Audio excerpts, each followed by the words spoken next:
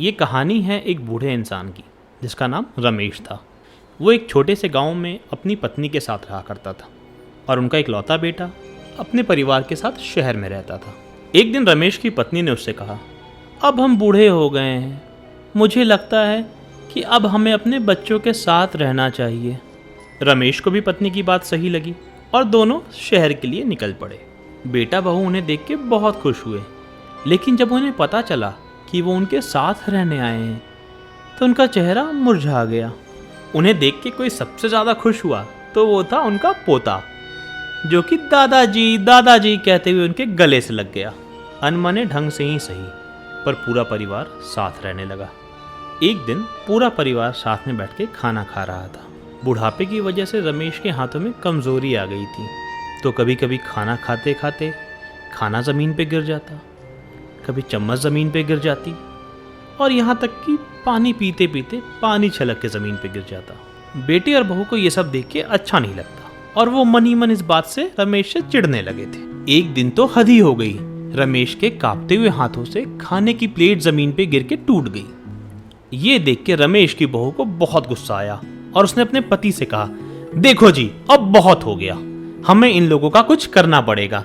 कब तक हम इस तरीके से खाने की बर्बादी को सहेंगे? कल तक तो खाना गिरता था, आज तो प्लेट भी गिर के टूट गई। ऐसा ही चलता रहा तो एक दिन घर के सारे बर्तन टूट जाएंगे।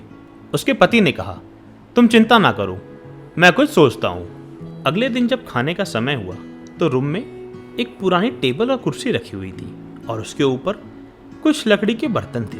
रमेश के बेटे ने उससे कहा, पिताजी, आप और माँ वहाँ बैठ जाओ। सबके बीच ऐसे खाना गिराना और बर्तन गिराना अच्छा नहीं लगता। आप और माँ वहाँ पे आराम से बैठ के खाना खाओ। रमेश ने उससे कुछ नहीं कहा, बस आंखों में आंसू लिए कोने में जाके बैठ गया। अब ये रोज की बात हो गई थी। रमेश और उसकी पत्नी को लकड़ी के बर्तनों में खाना दिया जाता। रमेश का पोता यह सब बहुत ध्यान से देखता और मन ही मन कुछ सोचता रहता। एक दिन रमेश का पोता अपने कमरे में कुछ काम कर रहा था। तभी उसके माता पिता वहां आ गए और उसे काम करता हुआ देख बहुत खुश हुए। उसके पिता ने उससे पूछा, अरे वाह बेटा, ये क्या बना रहे हो? उसने मुस्कुराते हुए कहा, कल हमारे स्कूल में एक कंपटीशन है जिसमें सब बच्चों को वो सामान बना के लेके जाना है जो वो अपने माँ बाप को बूढ़े होने पे देंगे।